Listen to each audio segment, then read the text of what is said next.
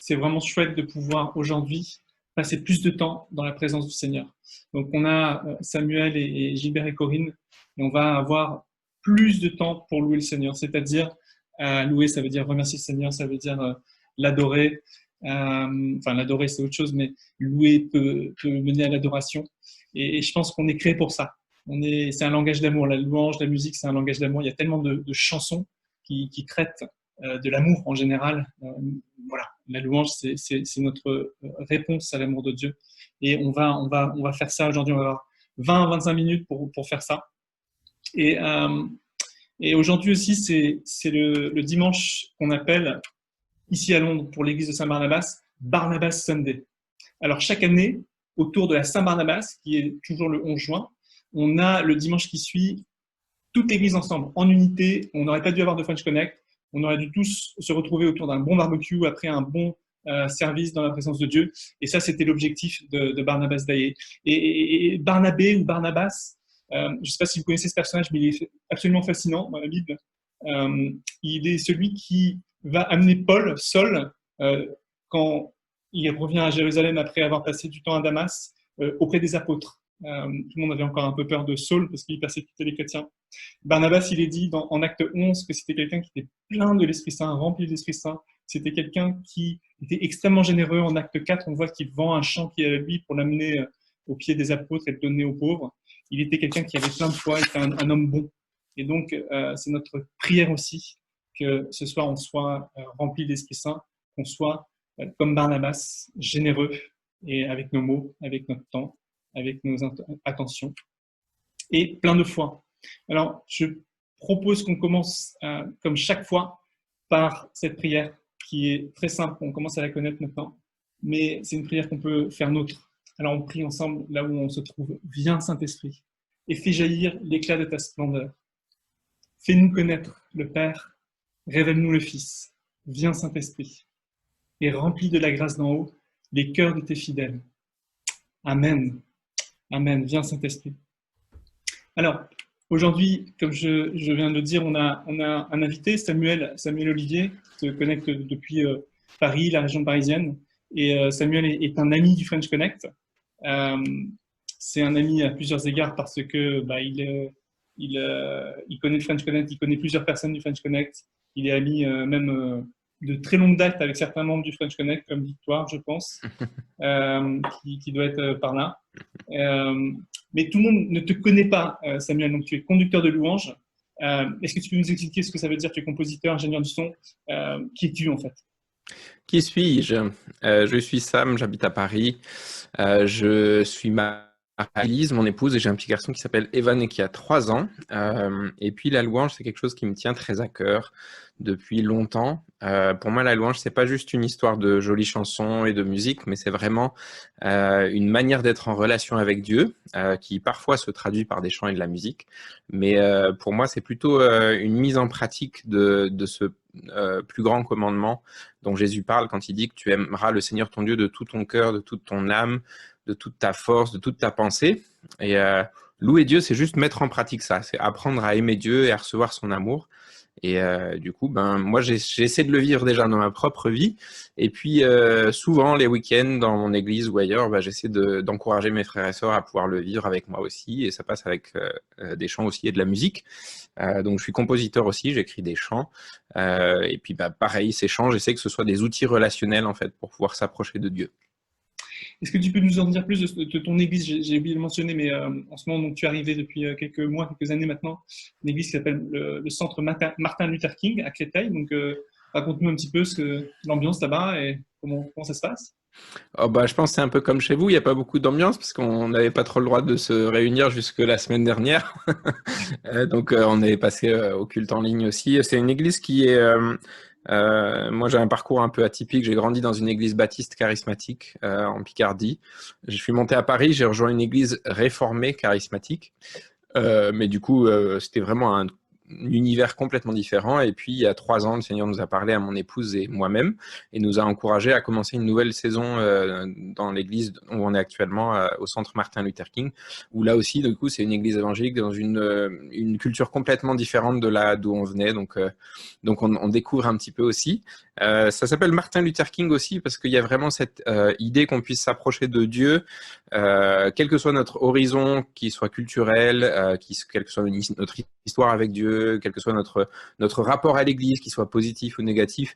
Et donc c'est sûr que dans ce qu'on vit en ce moment aussi, avec toutes les manifestations, avec tout ce qui se passe au niveau du racisme, etc., ben, ça parle aussi d'autant plus au cœur de cette communauté. Et puis on essaye de vivre ça, de se rapprocher ensemble autour du Christ dans la diversité de ce qu'on représente. Amen, ouais, vous avez un nom assez prophétique justement sur ces temps qui sont difficiles. Tu as participé à 2 égards au chant la Bénédiction France. Tu as participé, parce que tu es dedans avec ta collègue du Centre Martin Luther King. Oui. J'ai oublié son prénom, Sarah, non? Olivia. Olivia, pardon. Et aussi au mixage, parce que tu es ingénieur du son, donc tu as C'est eu... ça. Et tu as aimé participer à ce projet, parce que je sais que l'unité entre les chrétiens autour de Jésus est quelque chose qui te tient à cœur. Alors, est-ce que tu peux nous dire un mot là-dessus? Bah, ça se voit un petit peu dans mon parcours d'église, hein. Je suis pas vraiment attaché à une étiquette particulière. C'était pas comme ça au départ, hein. Le Seigneur m'a sorti un peu de mon milieu, comme les bons chrétiens qui n'ont pas beaucoup voyagé. Je pensais que j'étais le seul à avoir la vérité, puis à pouvoir comprendre un petit peu les choses. Et puis le Seigneur m'a emmené dans un voyage où j'ai découvert d'autres familles chrétiennes. Et puis j'ai découvert que c'est pas parce que les gens aiment Dieu d'une manière différente de la mienne ou qui s'approchent de Jésus avec des manières de faire différentes que c'est moins profond, et que Jésus n'a pas plusieurs épouses, il en a qu'une. Et puis c'est juste qu'après on a des couleurs et des identités, une diversité aussi dans l'expression de notre amour pour lui. Mais après on fait tous partie de l'Église avec un grand E. Et pour moi, c'est la prière de Jésus dans Jean 17, c'est quelque chose qui résonne très fort. Et c'est pour ça que dans ce que je fais en général, j'essaie vraiment de mettre cette dimension de l'unité au centre, hein, parce que Jésus a prié pour que tout son peuple, on puisse être unis comme le Père et lui étaient unis. Et c'est pas toujours possible. C'était vraiment une opportunité assez rare et assez unique. Je me souviens pas d'un chant comme ça qui réunisse autant de personnes d'horizons aussi variés pour prononcer cette bénédiction sur la France et la francophonie. Et j'étais touché aussi parce que c'était pas juste des grandes stars musicales du monde chrétien. En fait, il y avait plein de gens qu'on connaît pas du tout, qui chantent peut-être dans leur église ou peut-être pas, mais qui avaient à cœur en fait de participer à ce projet. Et donc moi, j'ai eu la chance de pouvoir entendre chacun un par un, toutes les voix une par une. Et c'était très touchant pour moi en fait de voir le cœur de ces enfants de Dieu, de ces frères et sœurs en Jésus, qui avaient envie de s'unir pour pouvoir bénir aussi le monde, quoi. Il y avait vraiment quelque chose de fort dans ce projet. Ouais, c'était vraiment chouette. On a atteint 176 000 bénédictions ou chants visionnés sur YouTube. C'est vraiment phénoménal. Alors, il y a une chanson qui nous a accompagnés au French Connect depuis le début. La première chanson qu'on a chantée il y a 2 ans maintenant, c'était Abba Père. Donc, c'est une chanson qu'on aimait bien. Mais c'est une chanson qui est vraiment intéressante parce qu'elle parle de manière très intime. J'imagine que tu l'as composée aussi dans ce sens-là, mais de l'amour, la tendresse du Père, l'amour de Dieu manifesté en Jésus et qui est déversé par son Esprit Saint. Est-ce que tu peux nous en dire un tout petit peu plus sur justement l'amour de Dieu et ce chant Abba Père qu'on va chanter d'ailleurs tout à l'heure? C'est un chant qui est un peu, un résumé un petit peu de mon témoignage de vie. D'ailleurs, ça va sûrement rappeler peut-être des souvenirs à Victoire, parce qu'à l'époque, on se connaissait à Paris. Moi, j'étais jeune adulte. Je venais d'arriver pour faire mes études. Et pour faire un résumé simple, on va dire que j'étais pas totalement fini. À plein de niveaux. En fait, j'avais entendu beaucoup de choses aussi sur Dieu, mais j'avais pas vraiment confronté à la réalité ma relation à Dieu. Et j'avais beaucoup de préjugés, j'avais beaucoup de condamnation aussi dans mon cœur envers les gens, et je savais comment est-ce qu'il fallait vivre quand on était chrétien, quelles étaient les règles qu'on devait respecter, etc. Et puis en fait, finalement à l'intérieur, j'étais plutôt assez malheureux et triste parce que j'étais très légaliste finalement. J'avais une relation à Dieu qui était basée sur un espèce de niveau qu'il fallait atteindre pour être accepté par Dieu. Et dans ces années-là, en fait, le Seigneur a commencé à faire un long chemin avec moi, où il m'a fait sortir justement de ce légalisme et de cette manière de vivre, et où je me suis rendu compte que j'avais mis beaucoup de choses, en fait, finalement, qui me cachaient qui Dieu était réellement. Et la première chose que Dieu m'a révélée, m'a montré quand j'ai pris le temps avec lui d'enlever ses masques un par un, et ben c'était voilà, je suis ton père. Tu es à moi, et du coup en fait c'est des choses que je savais, j'aurais pu prêcher dessus, mais je les avais jamais expérimentées de l'intérieur, et c'est comme s'il y avait des aspirations profondes en fait qui se sont vraiment résolues et apaisées en fait. J'étais quelqu'un qui avait un immense désir d'affection et aucun être humain en fait peut combler ça, et l'amour du Père en fait est vraiment venu pour combler ce désir d'affection et d'être aimé pour qui j'étais. Et donc, ça a changé et transformé ma vie. Et ce chant Abba Père, il est arrivé bien des années après, mais c'est vraiment le résumé de ce qui a bouleversé ma vie. Wow. Ben, on sent quelque chose de toute façon à chaque fois, quand l'Esprit Saint est la présence de Dieu, on sent quelque chose avec ce chant. Dernière question, et puis après on va rentrer dans un temps de louange, mais c'est autour de ton nouvel album Réveiller l'aurore. Euh, voilà, j'imagine il y a beaucoup de choses à dire. On va chanter un chant de ce nouvel album qui s'intitule Alléluia, mais c'est quoi un peu le parcours créatif, artistique ou avec le Seigneur de ce nouvel album? C'est un album qui m'a paru durer une éternité. En 2010, j'ai sorti le premier album studio à mon nom qui s'appelait Intime étranger.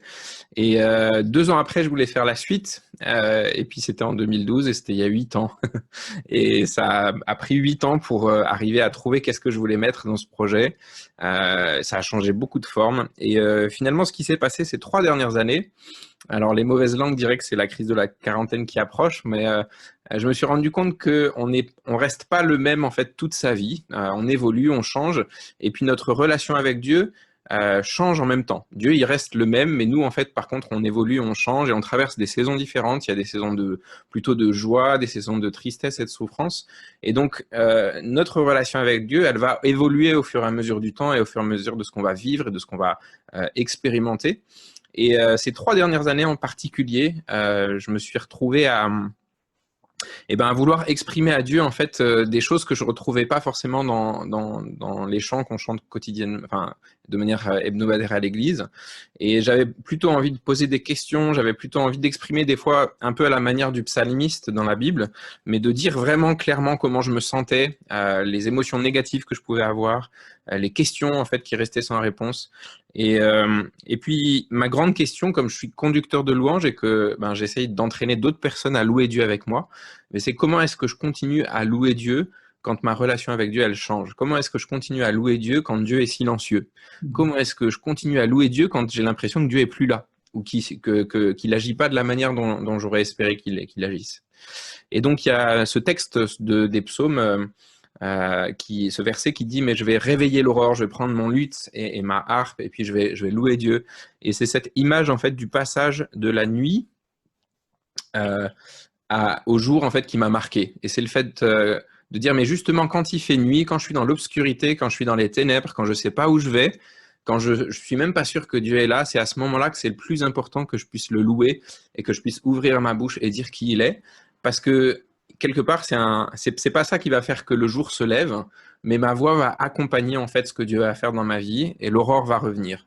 Et quelque part, c'est un privilège qu'on a aujourd'hui, parce que quand on sera réunis avec Dieu, il y aura plus d'obscurité, plus de ténèbres, et donc on n'aura plus cette possibilité, justement au moment où je comprends pas, justement où j'ai ces questions devant Dieu, je peux faire comme le psalmiste, c'est-à-dire prendre tout ce que j'ai, mes sentiments négatifs, mes émotions, mes questions, et les apporter à Dieu et les transformer en louange. Et en faisant ça, l'aurore se lève, et du coup, j'ai réveillé l'aurore en louant Dieu. Voilà un petit peu le concept. Alors, il y a des chants pour différentes saisons de la vie dans ce projet. Il y a des chants, des fois, qui peuvent paraître un peu sombres, comme certains psaumes, des fois dans la Bible, le sont. Mais c'est vraiment mon langage personnel avec Dieu de ces 3 dernières années. Et j'espère que, du coup, ça va rejoindre d'autres personnes et puis bénir un grand nombre aussi. Mais moi, j'ai bien aimé La Maison du Vin, personnellement. Cool. Ah, c'est ton côté français qui... Mais c'est vrai qu'il y en a plein qui sont super. Il y en a que j'ai pas encore entendu parce que je ne les ai pas achetés, j'avoue. J'attends qu'elle. Mais Ce que je propose, c'est merci infiniment, on boit tes paroles, on sent qu'il y a du vécu, on sent que le Seigneur vit en toi et que tu te poses des questions. On est dans une série où on pose ces questions, c'est-à-dire que avant Pâques, juste après Pâques, on a commencé cette série, les questions que Jésus pose dans les évangiles. Mais merci beaucoup, Samuel. Ce que je propose, c'est qu'on lise justement une partie du psaume que tu as mentionné. Malheureusement, j'ai coupé la partie négative, mais on peut la retrouver, c'est le psaume 57 à partir du verset 1. Mais ce que je vous propose à tous maintenant, c'est peut-être de nous tourner vers le Seigneur, justement avec qui nous sommes, avec la saison dans laquelle on est, on se trouve, où on peut demander aussi au Seigneur qui nous éclaire dans quelle saison on se trouve, et qu'on lise ensemble ce psaume. Et je vais commencer. J'ai confiance, mon Dieu. J'ai vraiment confiance en toi. Je vais chanter, je vais jouer pour toi. Réveille-toi, mon cœur. Réveillez-vous, harpe et cithare. Je dois réveiller la lumière du matin, l'aurore. Seigneur, je veux te dire merci parmi les peuples. Je veux chanter pour toi parmi ceux qui ne te connaissent pas. Ton amour va jusqu'au ciel. Ta fidélité monte jusqu'aux nuages. Ô Dieu, montre ta grandeur qui dépasse le ciel. Que ta gloire brille sur toute la terre. Amen. Amen. Bon Seigneur maintenant.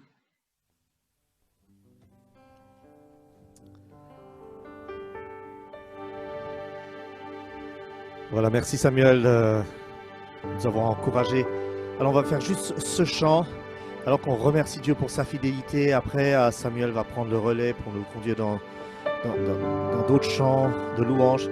Mais mon encouragement, c'est vraiment j'ai un peu gobé, j'ai un peu avalé toutes ces paroles d'encouragement de Samuel, mais qu'on puisse lever nos regards maintenant, les placer sur notre Dieu, les placer en lui, et qu'on puisse le louer pour sa fidélité. Chantez avec moi.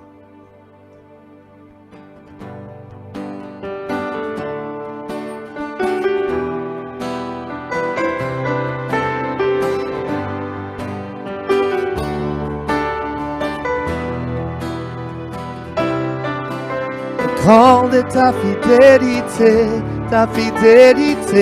tous les jours de ma vie.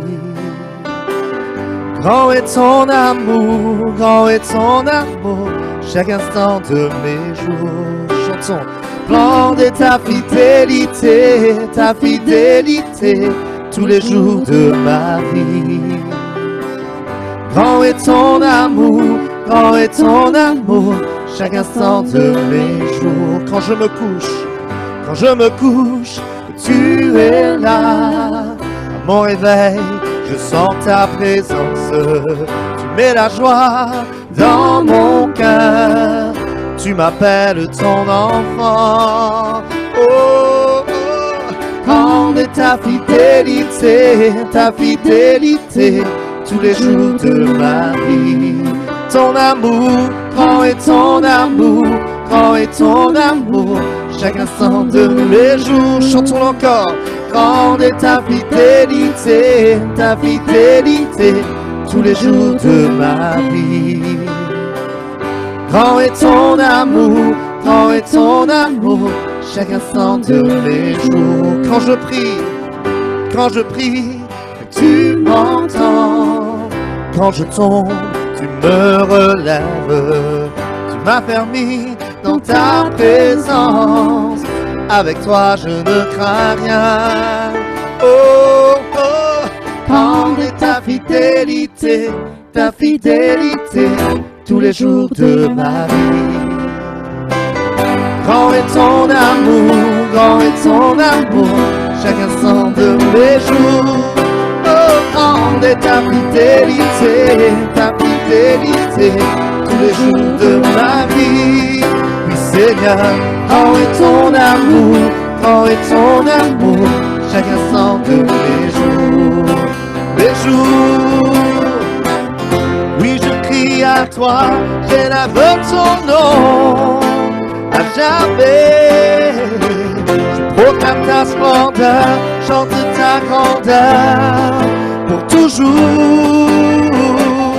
Oui, je crie à toi, j'élève ton nom à jamais. Je proclame ta splendeur, chante ta grandeur pour toujours. Oh, fidélité, tous les jours de ma vie. Grand est ton amour, chaque instant de mes jours. Grand est ta fidélité, tous les jours de ma vie. Grand est ton amour, chaque instant de mes jours.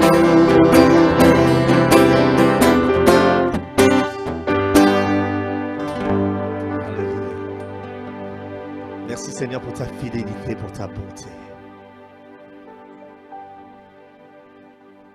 Samuel, c'est à toi. Bien avant le chant qui créa l'univers, bien avant l'esprit qui planait sur la terre, bien avant que tu me formes de la poussière, tu rêvais du jour où tu pourrais m'aimer. Bien avant les premiers battements de mon cœur, bien avant que je m'éveille à ta douceur, bien avant mes doutes, mes joies et mes douleurs, tu rêvais du jour où je pourrais t'aimer. Tu rêvais du jour où je pourrais t'aimer. Chantons ensemble. Abba Père, je suis à toi. Abba Père, je suis à toi. Abba Père, je suis à toi. Abba Père, je suis à toi. Bien avant que Jésus marche sur la terre, bien avant le Fils qui nous montre le Père, bien avant que les cieux sur moi soient ouverts, tu rêvais du jour où tu pourrais m'aimer. Bien avant que mon péché brise ton cœur, bien avant que coule le sang et la sueur, bien avant les clous, le froid et la douleur.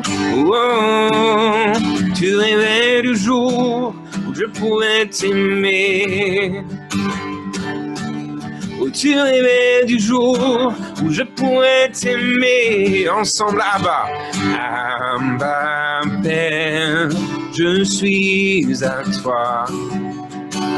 Abba Père, je suis à toi. Abba Père, je suis à toi.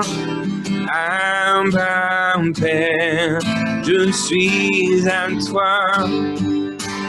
Abba Père, je suis émerveillé, saisi par l'immensité de ton amour pour moi.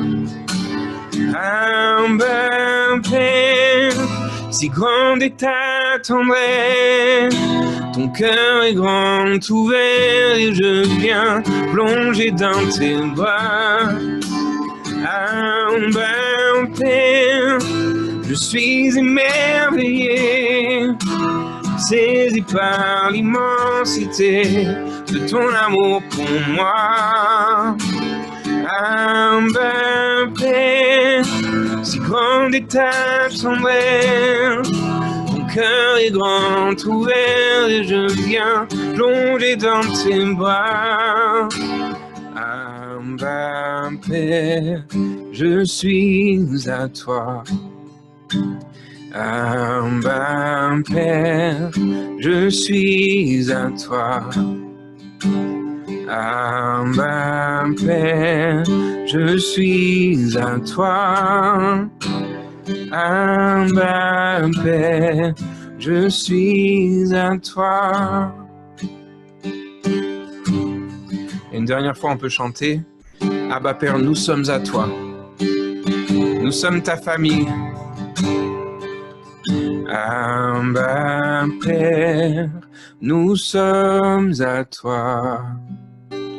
Abba Père, nous sommes à toi. Abba Père, nous sommes à toi.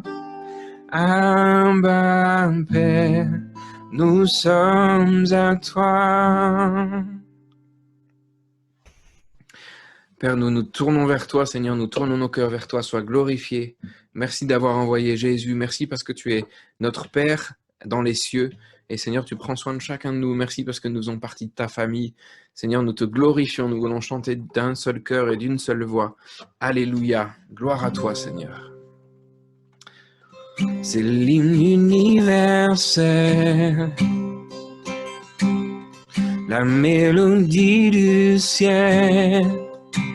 Dans tous les cieux, dans tous les temps, autour du trône s'élève un chant.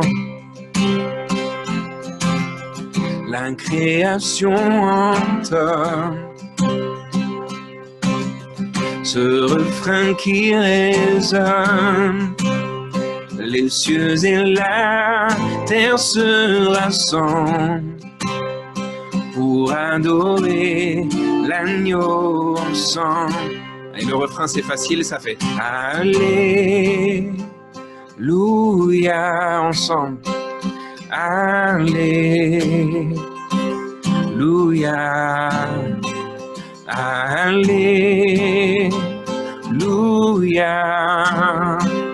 Alléluia.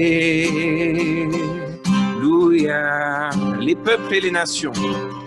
Les peuples et les nations sont montés vers Sion,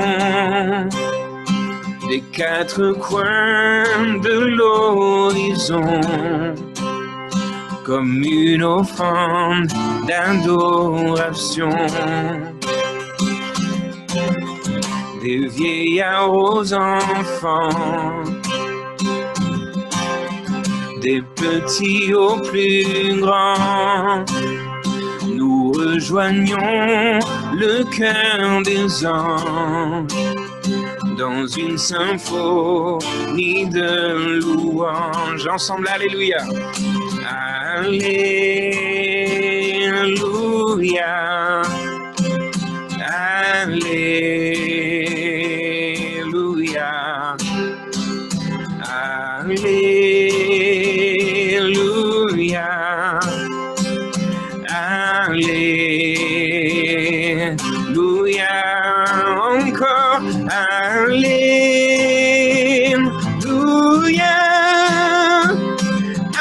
Alléluia.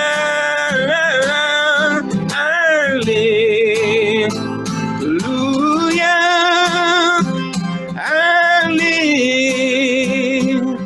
Alléluia.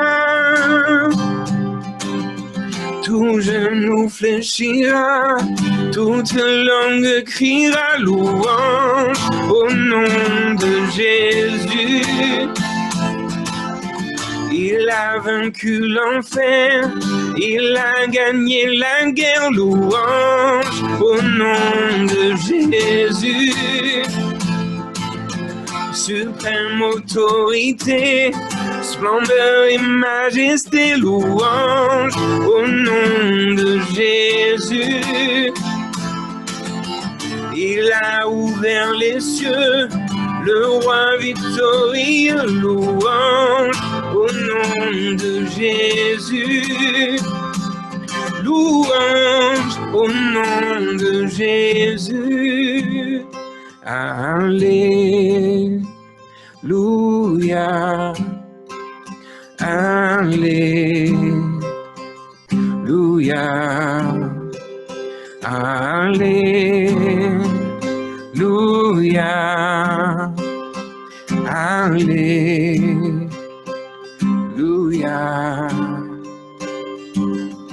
Élevons un chant ensemble vers lui. Louons celui qui est assis sur le trône. Son nom est Jésus. Son nom est Jésus.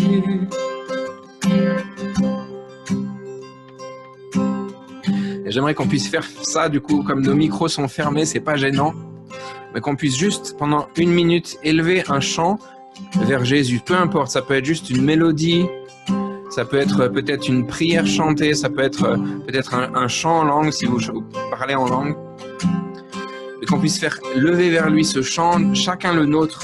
C'est comme si on apportait tous un bouquet composé de fleurs différentes pour les offrir à Jésus ensemble. Oh Jésus, je t'aime. Jésus, tu es mon plus grand ami. Jésus, reçois nos chants ce soir.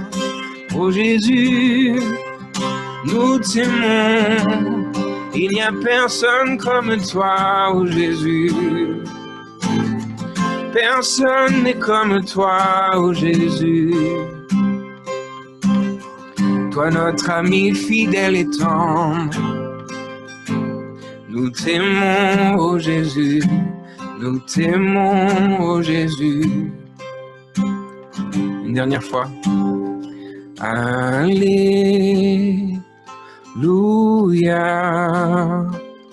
Alléluia.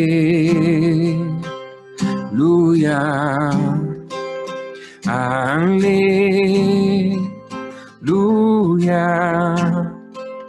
Alléluia.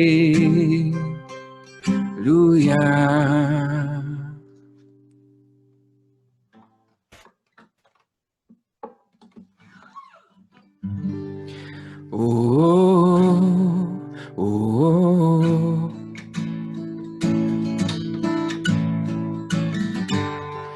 Oh, oh, oh. Dieu, tu es ma force. Dieu, tu es ma force et mon chant. Chaque jour, je me confie en toi. Tout-puissant, mon sauveur règne aux cieux.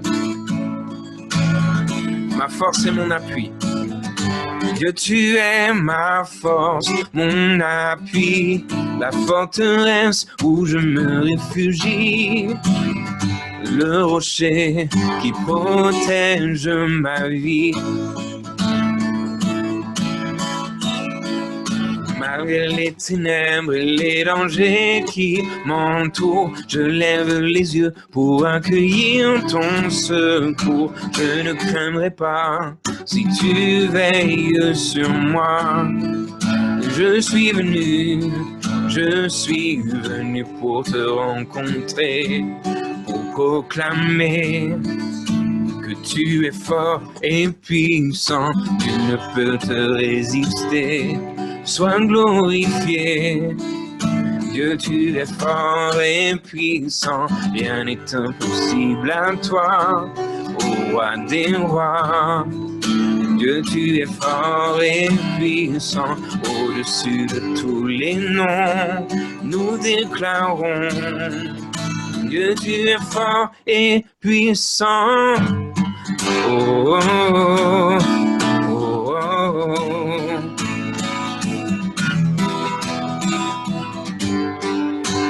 Oh, oh, oh. Dieu, tu es ma force et mon chant. Dieu, tu es ma force et mon chant, mon bouclier et mon libérateur. Souverain, mon sauveur règne aux cieux. Tu es ma force et mon appui. Dieu, tu es ma force, mon appui, mon réconfort et mon plus tendre ami. Un rempart devant mes ennemis. Malgré les ténèbres et les dangers qui m'entourent, je lève la voix pour affirmer ton amour. Je ne craindrai pas si tu es près de moi. Je suis venu pour te rencontrer, pour proclamer que tu es fort et puissant, nul ne peut te résister.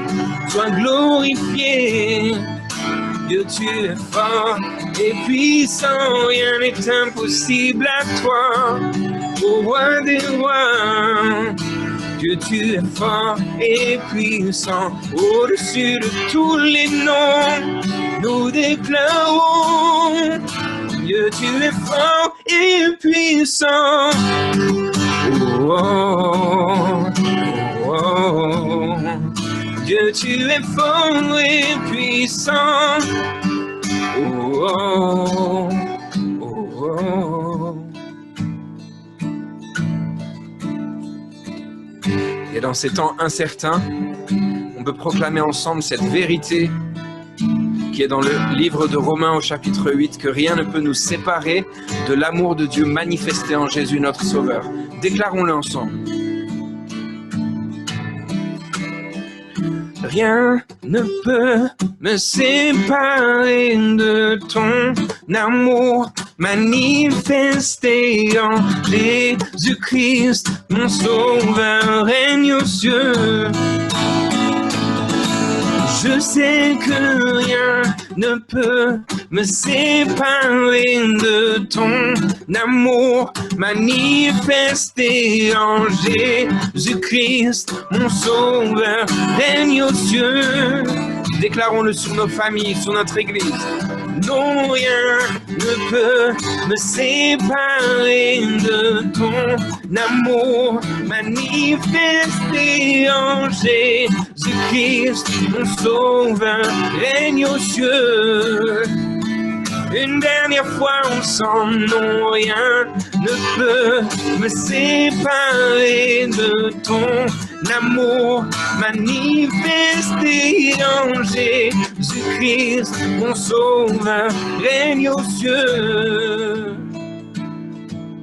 Et je suis venu pour te rencontrer, pour proclamer que tu es fort et puissant, nul ne peut te résister.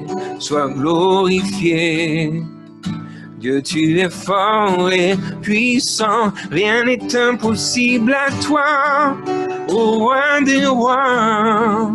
Dieu, tu es fort et puissant, au-dessus de tous les noms, nous déclarons. Dieu, tu es fort et puissant. Dieu, tu es fort et puissant. Dieu, tu es fort et puissant. Dieu, tu es fort et puissant. Et pour finir ce temps, j'aimerais qu'on puisse juste continuer à proclamer juste cette phrase, Dieu, tu es fort et puissant, mais qu'on puisse la proclamer par rapport à une situation précise dans nos vies qui a besoin d'être visitée par Dieu. Ça peut être dans nos vies professionnelles, ça peut être dans notre famille, ça peut être dans nos relations. On va proclamer juste cette phrase, tu es fort et puissant. Et on va l'utiliser comme un outil de prière, d'intercession pour cette situation en particulier. Dieu, tu es fort et puissant. Oui, tu es fort et puissant. Dieu, tu es fort et puissant. Déclarons-le. Dieu, tu es fort et puissant. Oui, tu es fort et puissant. Dans ma situation, tu es fort et puissant. Dieu, tu es fort et puissant. Dieu, tu es fort et puissant. Dieu, tu es fort et je suis venu pour te rencontrer, pour proclamer que tu es fort et puissant, nul ne peut te résister. Sois glorifié. Dieu, tu es fort et puissant, rien n'est impossible à toi, ô roi des rois, ô que tu es fort et puissant, au-dessus de tous les noms. Nous déclarons que tu es fort et puissant.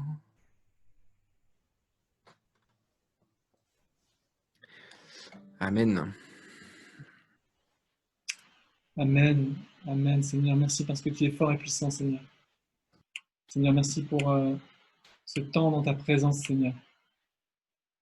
Quelqu'un avait reçu avant le temps ensemble, on prie toujours un tout petit peu et pas assez, mais on avait reçu ce verset toujours dans Romains 1. Je n'ai pas honte d'annoncer la bonne nouvelle. Elle est la puissance de Dieu pour sauver tous ceux qui croient. Amen, Seigneur. Merci parce que ta bonne nouvelle, ton nom a une puissance, Seigneur. Merci pour ton Esprit Saint. Merci pour les dons que tu te donnes à ton Église. Merci pour Samuel, Seigneur. On le bénit dans ton saint nom et lui et son Église et sa famille à Créteil, à Paris. Merci, Seigneur, de ta présence parmi nous. Et on aura un tout petit temps aussi d'intercession un peu plus tard. On pourra prier pour le monde avec ses situations diverses et variées, avec chrétiens persécutés au Nigeria, par exemple, ou tous ces problèmes qu'on a dans nos pays autour du racisme.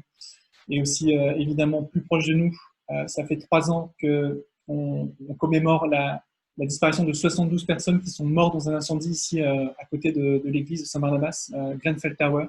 C'était il y a 3 ans. Donc, à 18h, il y a pas mal de cloches dans le Royaume-Uni, qui vont peut-être aussi dans le royaume de Dieu, qui vont sonner. Mais on priera pour tout ça tout à l'heure. Merci Samuel, un immense merci pour ce temps de louange. On continue avec notre lecture du jour. Question que pose Jésus. Qui est ma mère? Qui sont mes frères? Et je demande à Malia peut-être de nous lire ce court passage. Si Malia, tu m'entends? Oui, je t'entends.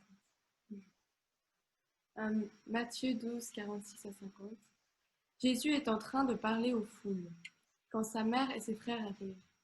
Ils sont dehors et ils cherchent à lui parler. Quelqu'un dit à Jésus, « Regarde, ta mère et tes frères sont là, dehors. Ils cherchent à te parler. » Jésus lui répond, « Qui est ma mère? Qui sont mes frères? » Et il montre de la main ses disciples en disant, « Voici ma mère et mes frères. Oui, si quelqu'un fait la volonté de mon Père qui est dans les cieux, cette personne est mon frère, ma sœur, ma mère. » Amen. Merci Malia. Merci Malia. J'ai l'immense aussi honneur de vous présenter Younes, qui est avec nous des États-Unis. Younes est marié avec Stéphanie, qu'on a eu il y a quelques semaines, voilà, en prédication, en témoignage. Et Younes, aujourd'hui, tu vas nous parler de ce thème, de cette question qui est ma mère, qui sont mes frères. Alors, je dois te dire, Younes, que mes parents sont sur le French Connect, donc généralement, il y a aussi mon frère.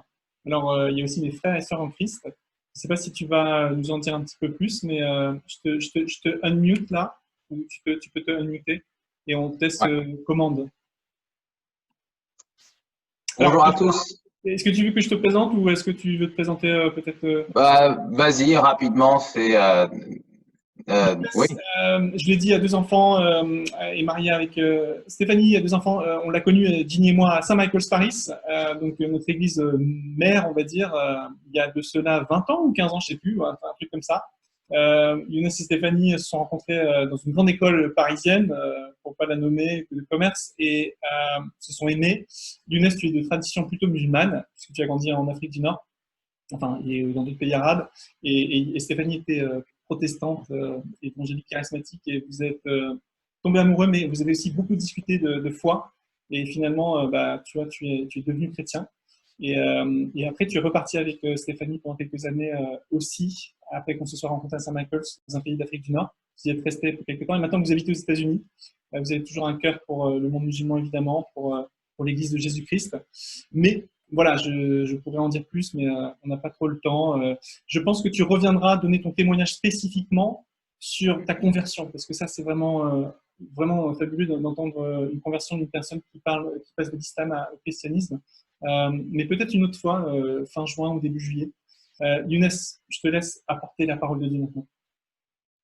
Ouais, merci Jean-Luc. Oui, effectivement, ça me fera plaisir de donner mon témoignage plus en détail en particulier parler de ce qui peut toucher le cœur d'un musulman en fait.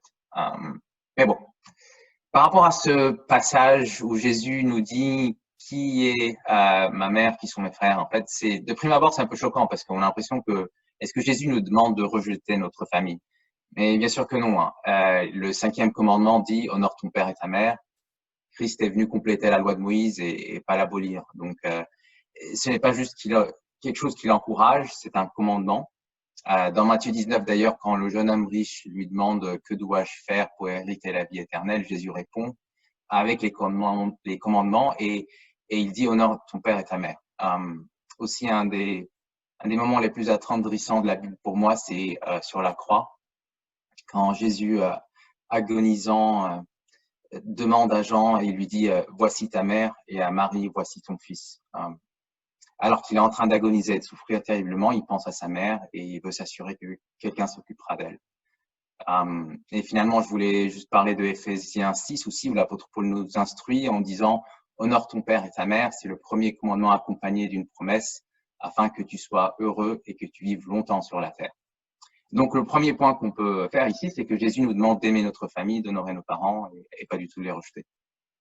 Mais je sais que parmi nous, pour certains, c'est difficile d'aimer notre famille. Peut-être qu'il y a des relations tendues, peut-être même coupées. Et il y a eu de la souffrance, des blessures qui sont peut-être encore ouvertes. Et malgré ces difficultés, le Seigneur nous encourage à pardonner comme Christ nous a pardonné, à chercher la réconciliation, à toujours garder la porte ouverte, à faire preuve d'humilité, en essayant de faire le premier pas vers la réconciliation. Et donc, comme vous le savez, je suis d'origine nord-africaine, j'ai grandi musulman. J'ai été très sérieux dans mes croyances, en fait. À l'âge de 17 ans, je suis parti à la Mecque faire le pèlerinage des musulmans. Et mes parents étaient fiers de moi, de ce zèle que j'avais. À l'âge de 20 ans, étant étudiant en France, j'ai donné ma vie à Jésus. J'ai commis la bourde, en fait, de le dire à mes parents au téléphone, au lieu de le faire face à face. Et du coup, j'ai subi une période de rejet et de tension avec ma famille. Ils ne comprenaient pas. Vous savez que pour les musulmans, le côté identitaire de la religion est très fort et beaucoup pensent que rejeter l'islam, c'est un peu comme rejeter ses origines, sa culture, son identité.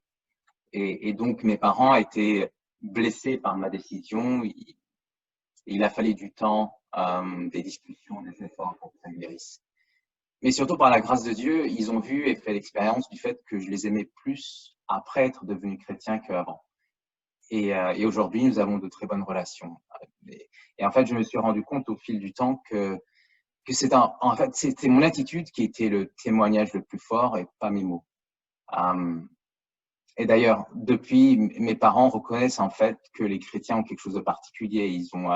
J'ai eu une petite anecdote avec ma mère qui a un appartement en ville, en Afrique du Nord, et elle m'a demandé plusieurs fois que ce soit mon ami chrétien, un peintre, que ce soit lui en particulier qui vienne travailler chez elle, faire des petites réparations, parce qu'elle sait que les chrétiens sont honnêtes par rapport aux autres. Et voilà, donc j'ai l'impression que c'est vraiment un témoignage en fait. Mais comme vous savez, une relation, ça demande toujours des efforts, des investissements, des sacrifices. Et aujourd'hui, ma prière, c'est que ma famille vienne à Christ. Je suis encore le seul croyant de ma famille. Donc, je nous encourage tous, en fait, à prier pour nos parents, à rechercher la réconciliation et le pardon au sein de nos familles, s'il y a des relations tendues. Car c'est par notre amour que le monde aura conscience et verra et saura que nous appartenons au Père et il glorifiera notre Père éternel. Donc, le premier point, c'est celui-là, aimer notre famille. Le deuxième point, Jésus dit aussi, il redéfinit un peu les relations en disant « Quiconque fait la volonté de mon Père et ma mère, mon frère et ma sœur ». Et donc, ces relations traditionnelles que Jésus redéfinit, ce n'est plus la famille biologique, mais c'est la famille spirituelle quelque part qui a priorité. Et cette redéfinition des relations, elle me rappelle un peu la parabole du bon samaritain. Quand Jésus redéfinit la notion de voisin, qui est mon voisin? Donc, c'est pas une appartenance ethnique, géographique, sociale. C'est essentiellement tout le monde. Et en particulier, ici, dans ce passage, Jésus parle en particulier de commencer par nos frères et sœurs en Christ. Jean 1 nous le rappelle, Jésus est venu chez les siens ne l'ont point reçu, mais à tous ceux qui l'ont reçu, à ceux qui croient en son nom, il a donné le pouvoir de devenir enfants de Dieu.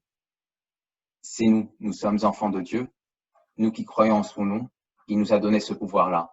Et donc, en pointant du doigt les disciples autour de lui, Jésus, dans ce passage, il nous pointe, nous, du doigt. Il nous demande d'honorer nos frères et sœurs en Christ. Nos frères et sœurs, les frères et sœurs de Jésus-Christ, lui étant notre grand frère, les enfants du Père, notre famille céleste. Mais qu'est-ce que ça veut dire concrètement? Pour moi, c'est être attentif aux besoins de la congrégation en particulier en ces moments difficiles. Certains de nos frères et sœurs en Christ ont des besoins matériels, il faut les aider. Un nombre encore plus important, je pense, a des besoins moraux, mentaux, en termes d'encouragement, de réconfort. Et on a tous, sans exception, besoin de prière. Dans Jean 13, Jésus dit « Aimez-vous les uns les autres. Oui, comme je vous ai aimés, aimez-vous les uns les autres. À ceci, tous reconnaîtront que vous êtes mes disciples, à l'amour que vous aurez les uns pour les autres. » Et en fait, j'ai une petite anecdote ou un petit exemple personnel pour moi qui m'a donné pas mal de fil à retordre. C'est l'exemple d'un ami missionnaire. Pour rester dans la mission, cet ami a besoin régulièrement de soutien financier. Et la difficulté pour moi, c'est que le fils de cet ami a lancé une start-up il y a quelques années qui a eu beaucoup de succès et qu'il a vendu pour des millions et est devenu millionnaire. Le fils n'est pas croyant et n'approuve pas la vocation ou l'appel missionnaire de son père. Et pour moi, la tentation, c'était cette réflexion naturelle de dire son fils a beaucoup d'argent, il n'a qu'à l'aider, pourquoi est-ce que ce serait moi? Pourquoi est-ce que j'aiderais le père missionnaire? Mais après, en fait, j'ai réalisé que la vraie famille de mon ami, c'est moi, plus que son fils. C'est moi, son frère, c'est moi, sa famille. Et c'est moi qui dois être le premier à l'aider. Et tant pis si son fils l'aide ou ne l'aide pas. Tant que mon ami a un besoin, je dois faire mon maximum pour l'aider. Et peut-être, qui sait, le Seigneur pourra utiliser un jour ce témoignage pour amener le fils à lui. Et donc, c'est un exemple qui m'a marqué, qui me montre un peu concrètement qu'est-ce que ça veut dire, en fait, d'aimer au sein de l'Église, au sein de la congrégation.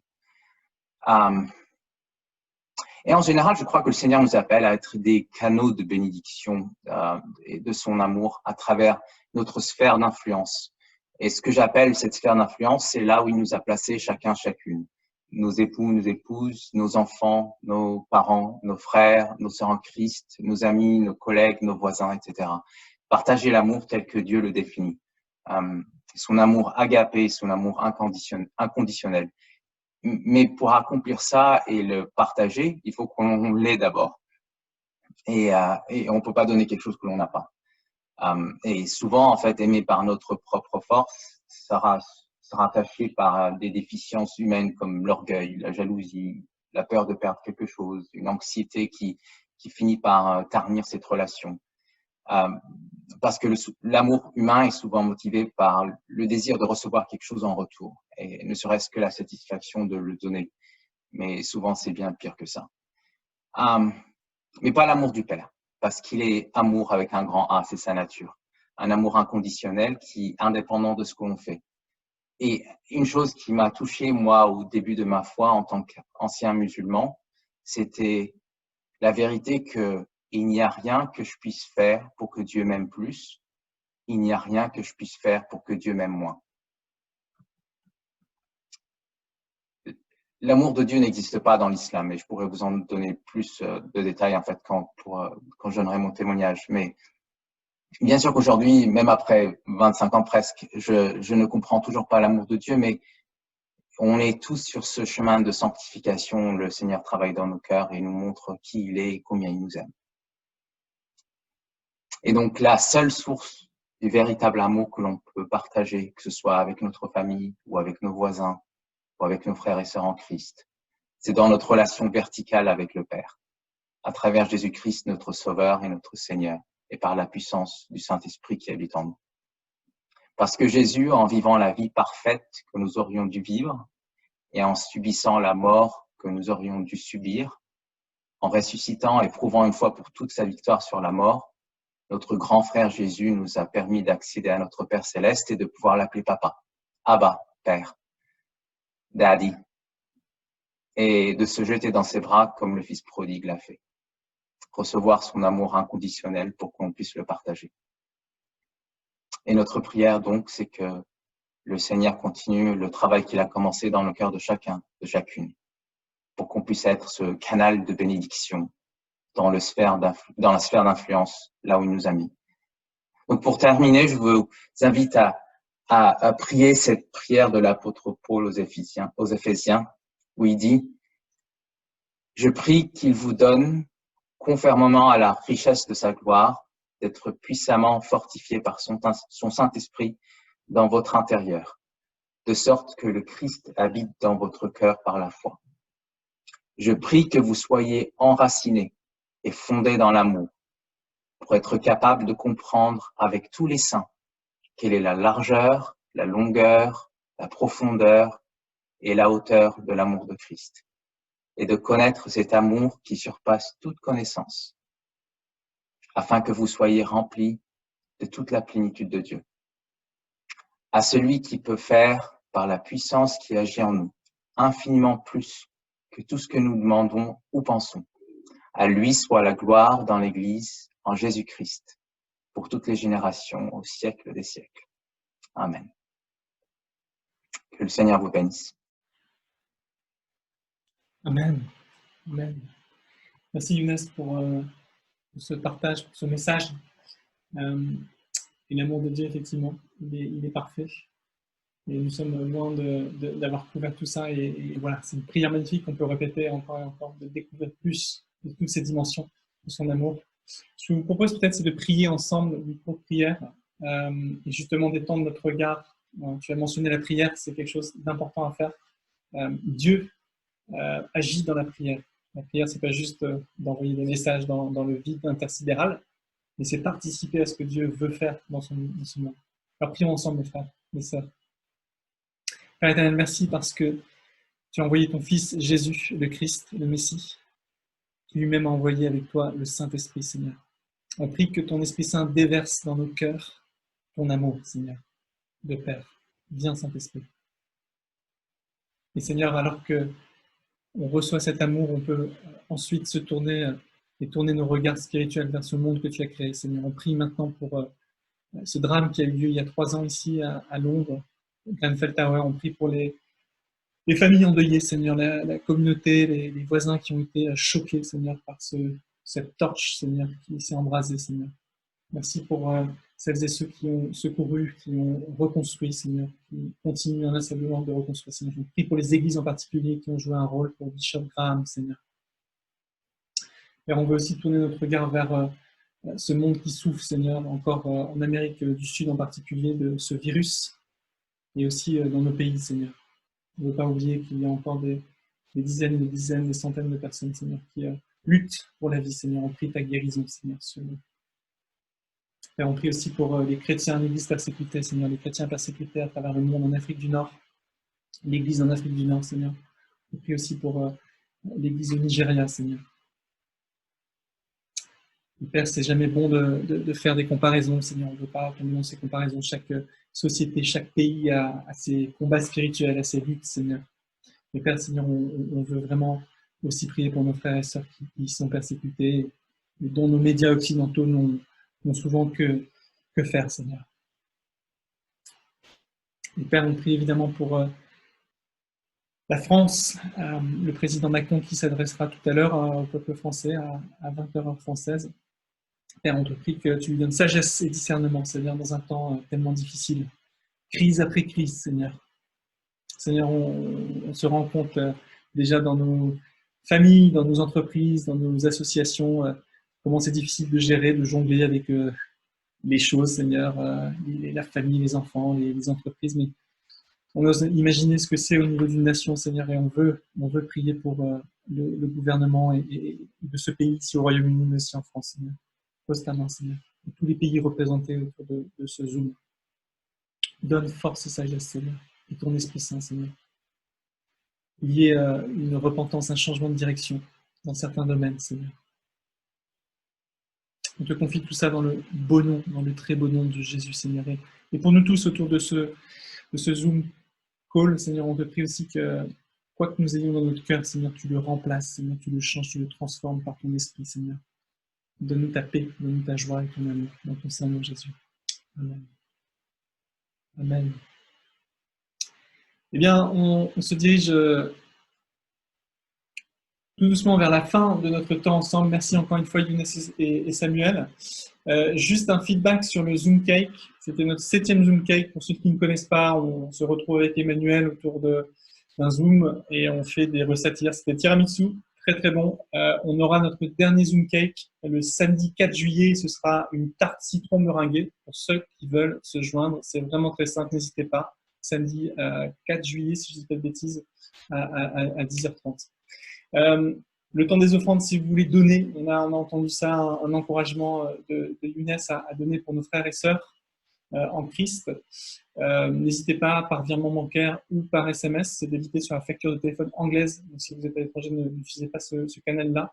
Mais voilà, soyez généreux Barnabas, en ce jour de Barnabas Sunday, cette générosité incarnée et cette témoignage qu'on peut prendre comme exemple. Barnabas. Alors cette semaine, on continue la prière, lundi, mardi, jeudi, pour ceux qui veulent, pour ceux qui souhaitent. Continuons à bénir aussi avec le chant de la bénédiction, n'hésitez pas, en la partageant. Peut-être le Seigneur va vous mettre à cœur une personne de bénir aujourd'hui en envoyant ce chant. Voilà, je disais tout à l'heure, 180 000 bénédictions en 2 semaines. Merci Seigneur, merci à tous ceux qui ont participé. Et puis continue à prier pour ça. Alpha, cette semaine, on a terminé la semaine dernière Alpha, justement sur qu'est-ce que l'Église qui est entre autres cette famille de Dieu. Mais on continue avec des bonus Alpha parce qu'on n'avait pas regardé 4 films qui sont là en tout petit, le 17 juin, 24 juin, 8 juillet, le 15 juillet. Dieu guérit-il encore aujourd'hui? Comment Dieu nous guide-t-il? Pourquoi et comment en parler aux autres, donc de notre foi, et comment tirer parti du meilleur, comment tirer le meilleur parti du reste de ma vie. Voilà, c'est ouvert à tous, n'hésitez pas à venir. On fera ça sur 1 heure. Et enfin, le calendrier, la semaine prochaine, je vous propose de nous retrouver avec un message sur cette question. Mais vous, qu'est-ce que vous dites? Qui suis-je? Qui dites-vous que je suis? Et on sera dans un message qui sera donné par Jonathan, je pense. Et on aura un témoignage de Jonathan, un autre Jonathan Boulet, qui est le président de l'Alliance biblique française. Et c'est fascinant tout ce qu'ils font aussi côté de l'Alliance biblique française. Donc n'hésitez pas à venir si ça vous intéresse. Mais aussi, on aura un temps de louange avec le Seigneur. Le 28 juin, on aura le pasteur Nicolas Lehmann de l'église d'Oron en Suisse, et aussi le témoignage d'Elsie Pommier qui travaille dans la mode et qui a un ministère parmi les personnes dans la mode. C'est très très intéressant, donc n'hésitez pas. Alors Younes, je te propose de revenir le 5 juillet si tu es dispo, ce serait top. Mais en tout cas pour les French Connectors de Londres, le 12 juillet, notez bien si les conditions sanitaires le permettent, mais on pense qu'on a bonne chance qu'elles le permettent. Le 12 juillet, donc, à 13h, on aura un pique-nique à Holland Park avec les distances qu'il faut bien, etc. Sachez aussi que l'Église, et c'est mon dernier point, réouvre demain pour la prière privée, ici au Royaume-Uni, le 15 juin. Donc, les églises réouvrent, on peut aller dans une église prier. Maintenant, les distances de sécurité, voilà. Donc, c'est déjà une première phase, prions pour ça. Et si vous voulez aider pour ça, si vous avez du temps, vous pouvez aussi nous envoyer un mail help@stvk.org.uk. On va essayer d'ouvrir l'église et d'avoir des slots de volontaires, de bénévoles qui accueillent les gens si les gens veulent prier. Donc ça peut être vraiment intéressant de témoigner de notre présence aussi par des portes ouvertes. Chose qu'on ne fait pas d'habitude en fait, mais qui est assez nouveau. Je pense que j'ai fait le tour des annonces. Il y en avait pas mal, mais sinon, pour ceux qui recevez le mail habituel. La bénédiction finale, je vais lire celle donc, de Nombre, celle qui a effectivement inspiré les auteurs de ce chant qu'on a chanté encore et encore. Et voilà, recevez cette bénédiction de la part du Seigneur. Que le Seigneur vous bénisse et vous protège. Que le Seigneur fasse briller sur vous son visage et qu'il ait pitié de vous. Qu'il vous regarde avec bonté et qu'il vous donne la paix. Et la bénédiction de Dieu Tout-Puissant, le Père, le Fils et l'Esprit Saint descendent sur vous et ils demeurent à jamais. Amen. Amen.